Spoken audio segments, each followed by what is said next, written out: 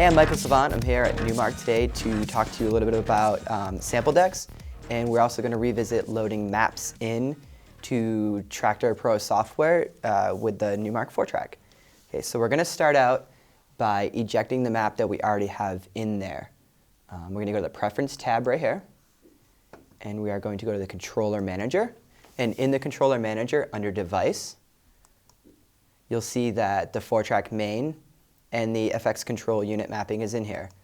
So we're going to go under Edit, and we're going to delete this one. You click Yes, and then we're going to go to the 4TRAK FX unit, and we're going to delete that one as well. All right, next we're going to import the map. The mapping that I'm using can be found on the Numark website. It's numark.com. This one was made specifically to use with the 4TRAK.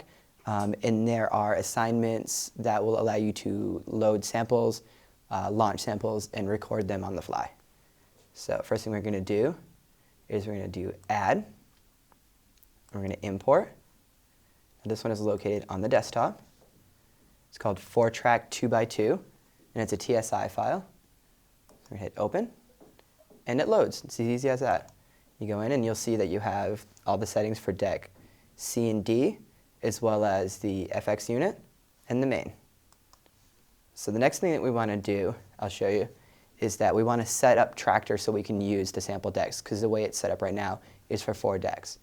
So you do that in Preferences, and then we are going to go under Deck Layout, and you'll see your deck flavor right here, A, B, C, and D. So we're going to go to the drop-down and select Sample Deck for both of them. There we go. And you hit Close. Now you'll see here that you have all of your slots for the decks right here.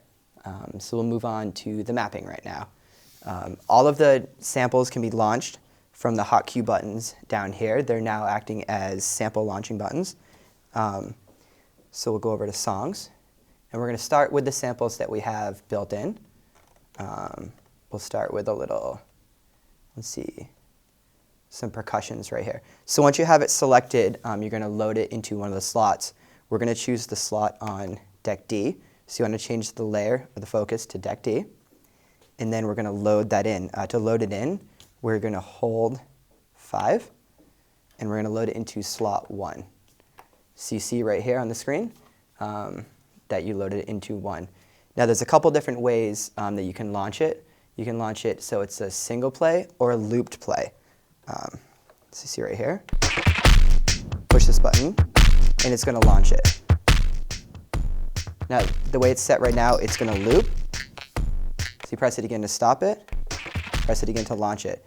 You can switch between single shot and loop playing by holding the Shift button, and then you press the number 1 right here. So you see Shift turns red, and you press the number 1 right here. Now, this will correspond with any that you have loaded. So we're going to load this to number 2. So once again, you hold the 5 button and 2, and we're going to load into 2. And then you hold the Shift button, and you press that sample deck right there, and you can switch between one shot or loop playing. All right, so the next thing I'm going to show you is how to actually load and, well, to record a loop and then load it in. So we're going to go over here, and we're going to switch over to the tracks. We're going to load this one into deck A, or deck B, sorry. So we're going to load this in. All right, so we're going to select an 8-bar loop. A good way to check to make sure that you actually have an 8-bar loop is to use the View button right here. The View button is used in both the 4TRAK version of TRAKTOR as well as Scratch Pro to switch between view modes within TRAKTOR. So we're going to hit it once, and we're going to switch right here to this mode, which is going to show you the length of your loop. So I selected an 8-bar loop. I hit the Auto button, and we're going to trigger that 8-bar loop.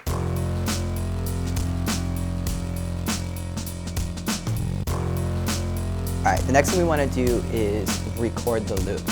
The way we're going to do that is we're going to look at these buttons right up here, the Assign button, Record, and Cruise.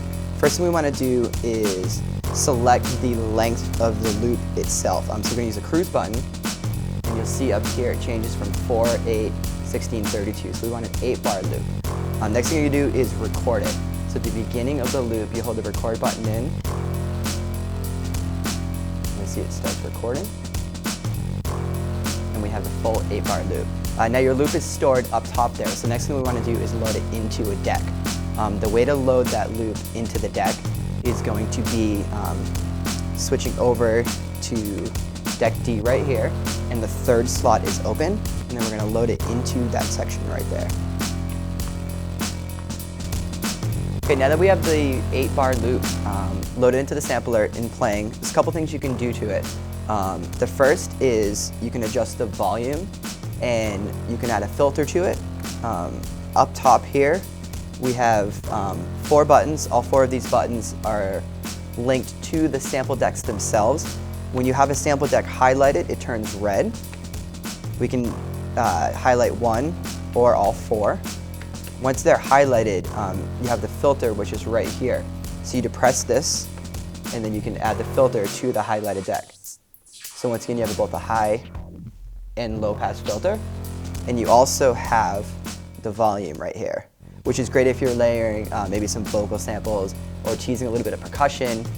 You may not want them to all be at the same volume. And you can also adjust them, like I said, in tandem if you want. So you have both of those highlighted, and then you can affect the volume of 2 and 4 all at the same time. You see them all moving at the same time on the screen. One other thing I want to touch upon is actually recording the sample and transporting it into the sample deck. There's a couple different ways to do that. The first is how I showed you where the sample is playing live. The other way to do it is through the software. Up here where it says main, you want to click on that, and you have a drop-down menu. Underneath this menu, you can choose the cue option. What this allows you to do is record a sample and load it into the sample deck from the headphone cue. So if you're cueing something on deck A and B, or C and B, or just deck one of them at a time, what you can do is you can record those before they go live, load them into the sampler, and as long as your sync button is loaded or is clicked, you can trigger those in time with whatever else is playing. I mean, the fact that you can do this is pretty amazing. The possibilities really are endless. You have so much creativity at your fingertips, and that's about it for sampling.